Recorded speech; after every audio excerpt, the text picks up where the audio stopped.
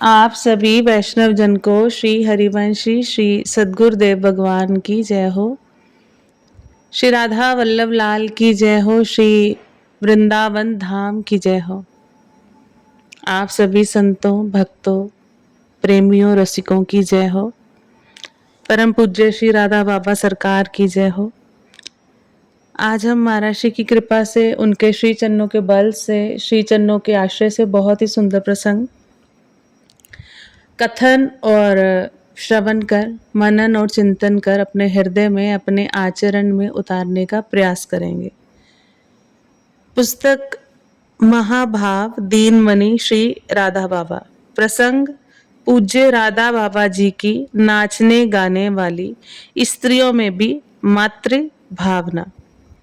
गायिका दुर्गेश नंदिनी यद्यपि पूज्य गुरुदेव कैशोर्य लांद कर यौवन में प्रवेश कर चुके थे, राज परिवार से मैत्री के कारण उनका जागतिक भोग विलास की बातों से शाब्दिक परिचय भी हो चुका था, परंतु उसका मन सर्वत्र सब स्त्रियों में सदा मातृभाव से ही भक्ति युक्त रहता था।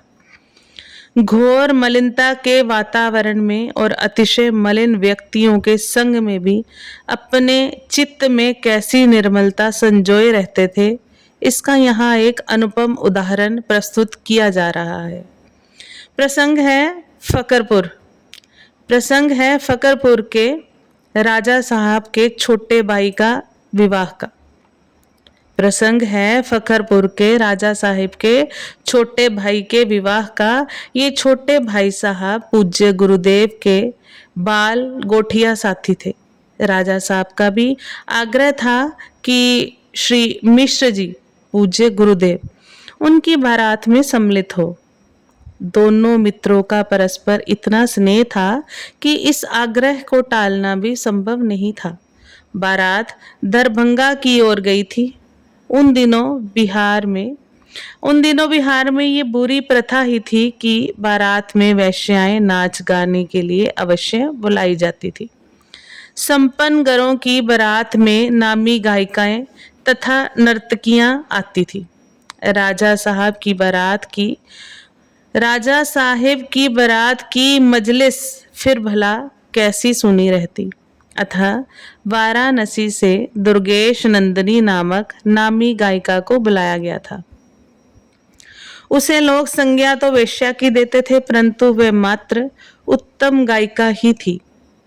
पूज्य गुरुदेव का वैश्याओं के नाच गान में सम्मिलित होने का तो प्रश्न ही नहीं था। वे इस प्रकार विवाह उत्सवों में व्यर्थ के व्यय के सर्वथा विरोधी थे। देशभक्त क्रांतिकारियों के हजारों परिवार जहां 2 जून रोटी भी जहां जुटा पाते थे, वहां इस प्रकार की विलासिता में हजारों रुपयों का अपव्यय हो।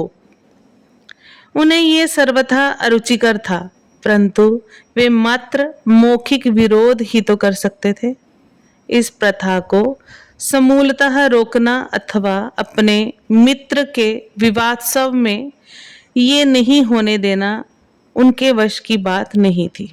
अपने मित्र के विवाह उत्सव में ये नहीं होने देना उनके वश की बात नहीं थी। सामाजिक प्रतिष्ठा अच्छे भले व्यक्तियों को ऐसा करने में विवश कर देती थी।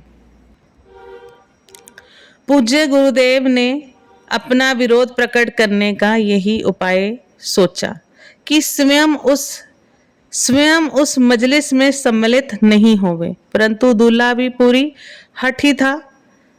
वह राज परिवार का अंग था। उसने हुक्म दे दिया कि यदि मिश्र जी ना आवे तो 4 व्यक्ति उन्हें हाथ पैर बांधकर ले आवे। उसके इस आग्रह में भी मित्रता जन्य प्रेम ही प्रधान था। दूल्हे के व्यक्ति पूज्य गुरुदेव के पास पहुंचे और उन्होंने दूल्हे राजा का प्रेमाग्रह मुस्कुराते हुए प्रकट कर दिया। अब समझदारी इसी में थी कि मजलिस में स्वतः ही सम्मिलित हो जाया जाए। पूज्य गुरुदेव मजलिस में गए और दूल्हे राजा ने स्वयं खड़े होकर उनका स्वागत किया तथा उन्हें ठीक अपने बगल में बिठाया। जब दूल्हे राजा ने इतनी आवभगत की तो गायिकाओं ने स्वाभाविक ही पूज्य गुरुदेव को अति महत्वपूर्ण व्यक्ति मान लिया। दुर्गेश नंदिनी गायिका जब मंच पर आई तो सबसे पहले उसने दूल्हे राजा को अभिवादन किया एवं तत्पश्चात पूज्य गुरुदेव जी को भी सलाम किया एवं सबसे पहले उन्हीं से पूछा कि खिदमत में कौन सा राग पेश करूं। उस गायिका के ये पूछते समय पूज्य गुरुदेव का ध्यान उसके नाम पर चला गया। ये तो दुर्गेश भगवान शंकर को नंदित करने वाली माँ पार्वती है। वे अब तो इस नाम जनित निर्मल भाव में डूब गए। वे क्या उत्तर देते? उनसे यही कहते बन पड़ा, माँ मैं तो राग रागनी का कुछ भी ज्ञाता नहीं, जो इन सबको रुचे वही गाओ। ये शब्द निकलते निकलते तो पूज्य गुरुदेव का मन और अधिक निर्मलता में डूब गया। पूज्य गुरुदेव के निर्मल भाव ने उस गायिका को भी मातृभाव में सरोबार कर दिया। उस गायिका को भी मातृभाव में सराबोर कर दिया।